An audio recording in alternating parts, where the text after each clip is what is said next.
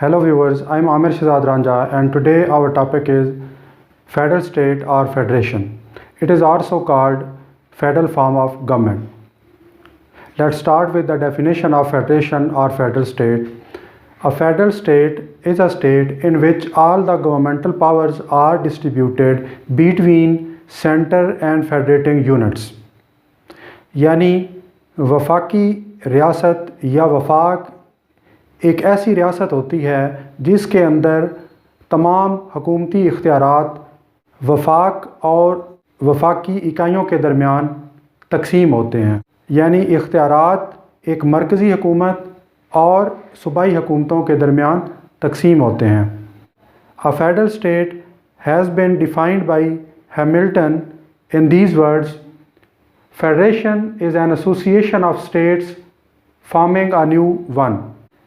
Dicey defines a federation in these words: It is a political contrivance intended to reconcile national unity with state rights. Hamilton کہتا ہے کہ وفاقی ریاستوں کا ایک مجموعہ ہوتا ہے جو اکٹھے ہو کر ایک نئی ریاست بناتے ہیں، جبکہ ڈائسی کہتا ہے کہ فیڈریشن دو چیزوں کے درمیان ایک کنسیلیشن کی ارینجمنٹ ہوتی ہے، اور وہ دو چیزیں کیا ہوتی ہیں؟ ایک ہوتی ہے قومی وحدت یعنی نیشنل یونٹی، اور دوسرا ہوتا ہے اسٹیٹ رائٹس یعنی کہ جو وفاقی اکائیاں ہیں ان کے حقوق. ان دونوں کے اندر ہمیں دو چیزیں نظر آتی ہیں. ایک تو یہ کہ یہ جو ریاستیں ہیں، جو پہلے انڈیویجول ریاستیں موجود ہوتی ہیں، وہ اکٹھے ہو کر ایک نئی ریاست بنا دیتی ہیں. تو جب وہ نئی ریاست بن جاتی ہے تو یہ جو ریاستیں ہیں ان کو پھر ریاست نہیں کہا جاتا بلکہ یہ پھر فیڈریٹنگ یونٹس ہو جاتی ہیں. یعنی وفاق کچھ یونٹس کا مجموعہ ہوتا ہے. اور ڈائسی کہتا ہے کہ یہ اکٹھے ہونے کی جو وجہ ہے وہ کیا ہوتی ہے کہ ایک تو قومی وحدت یعنی ان ریاستوں کے درمیان ایک یہ ایلیمنٹ ہوتا ہے کہ ان کے اندر ایک خواہش ہوتی ہے کہ ہم اکٹھے ہوں. جب وہ اکٹھے ہوتے ہیں تو یہ قومی وحدت جو ہوتی ہے، ایک تو یہ ایلیمنٹ ہوتا ہے ان کو اکٹھے کرنے کا، اور دوسرا ہے کہ ان کے اپنے رائٹس، چونکہ وہ پہلے جس طرح ہیملٹن نے بتایا ہے کہ وہ ریاستیں اکٹھی ہو کے ایک نئی ریاست بناتی ہیں، تو وہ پہلے سے اینٹیٹیز ہوتی ہیں، وہ پہلے سے موجود اپنا وجود رکھتی ہیں. تو اس طرح جب وہ ایک کسی وحدت میں ڈلنے کے لیے تیار ہوتی ہیں یا وحدت کے لیے جاتی ہیں تو پھر ان کے اپنے حقوق کا بھی ایشو ہوتا ہے، ان کے اپنے جو رائٹس ہیں، ان کی اپنی جو پاورز ہیں، ان کا بھی ایک ارینجمنٹ کرنی پڑتی ہے کہ ان کو بھی انشور کیا جائے. تو یہ دو جو چیزیں ہوتی ہیں، ایک تو اکٹھا ہونے کا ایلیمنٹ یعنی نیشنل یونٹی، اور دوسرا کہ وہ جو ریاستیں اکٹھی ہو رہی ہیں ان کے اندر اپنے حقوق جو ہیں ان کا موجود رکھنا یا ان کا بھی اپنی طاقت کا، اپنے اختیارات کا جو ہے وہ موجود رہنا جو ہے وہ دوسرا ایلیمنٹ ہوتا ہے. تو اس طرح ان دونوں ایلیمنٹس کے درمیان ایک ریکنسیلیشن اور ایک بیلنس کریٹ کیا جاتا ہے. تو اس کے بعد جو ہوتی ہے وہ ایک ریاست جو ہے وہ تخلیق ہوتی ہے جو وفاقی ریاست ہوتی ہے. I would like to further explain this concept of federal state by explaining the first definition of federal state. Component in this first definition of state, that are the governmental powers, center, federating units and constitutional means. I would like to explain these four concepts or these four ingredients one by one. Let's start with the first one, that is the governmental powers. What are the governmental powers? Every government has to perform certain functions. It has certain authority over the things to do something. Every government has a vast area in which it has to perform various functions or various duties, various responsibilities. So these are called the governmental power. The examples of the governmental powers may be the regulation of foreign affairs, defense or establishment or organization of the national army, regulation of currency, communication, taxation, customs, to maintain law and order in the state, to regulate the health affairs, to provide the education facility to the people, to regulate the industry, and to impose taxes like excise. These are the various functions that are performed by the governments. یعنی اگر ہم کہیں کہ government کے اختیارات ہیں جو کہ ڈیفینیشن کے اندر ہم نے ایک ایلیمنٹ پڑھا ہے، تو گورنمنٹ کے اختیارات کیا ہوتے ہیں؟ گورنمنٹ کو کافی سارے جو ہیں وہ کام کرنے پڑتے ہیں، کافی ساری اس کی ذمہ داریاں ہوتی ہیں، تو ان کو گورنمنٹ کی پاورز کہا جاتا ہے۔ جو کام کرنے کی گورنمنٹ کو اتھارٹی ہوتی ہے، قانونی اختیار ہوتا ہے، ان کو گورنمنٹ کی پاور کہا جاتا ہے۔ تو وہ کیا کیا ہو سکتی ہیں؟ جیسے کہ فارن اسٹیٹس کے ساتھ جو اپنے افیئرز ریگولیٹ کرنے ہوتے ہیں، اسی طرح ریاست کا دفاع ہوتا ہے، ٹیکس لگانا اور امن و امان کی صورتحال کو کنٹرول کرنا، صحت، تعلیم، انڈسٹری اور ایکسائز ٹیکسیشن وغیرہ، اس طرح کے جو سارے معاملات ہیں، اور اس کے علاوہ بے شمار کام جو ہیں جو مختلف حکومتیں ہیں وہ کرتی ہیں۔ تو یہ ایک انگریڈینٹ ہے کہ یہ جو کام ہوتے ہیں، یہ جو ڈیوٹیز ہوتی ہیں، یہ جو اختیارات ہوتے ہیں، یہ ڈیوائیڈ کیے جاتے ہیں کن کے درمیان؟ سینٹر کے درمیان اور فیڈریٹنگ یونٹس کے درمیان۔ کچھ سینٹر کے پاس ہوتے ہیں اور کچھ فیڈریٹنگ یونٹس کے پاس ہوتے ہیں۔ اب دیکھنا یہ ہے کہ سینٹر کا کیا مطلب ہے یہاں پہ۔ Centre means the central government, federal government or union government. In definition, a general term center has been used, but this general term is specifically adopted or used in every constitution of every state with a specific name. Like the center may be called a central government, it may be called a federal government or the union government, or it may be called with any other name.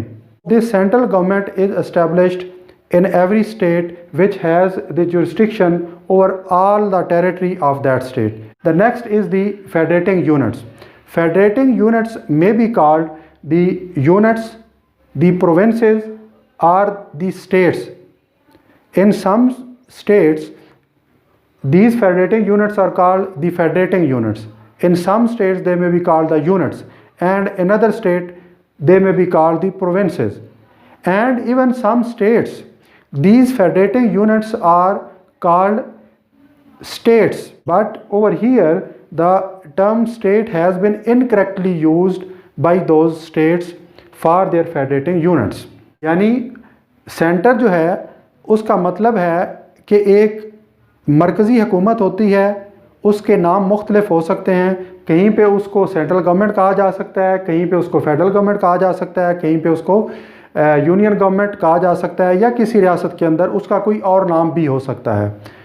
سادہ الفاظ میں ایک centre یا central government وہ government ہوتی ہے جو کہ ریاست کی تمام ٹیریٹری کے اوپر، تمام علاقے کے اوپر جس کا اختیار ہوتا ہے، اور یہ کسی بھی ریاست کے اندر صرف ایک ہی حکومت ہوتی ہے۔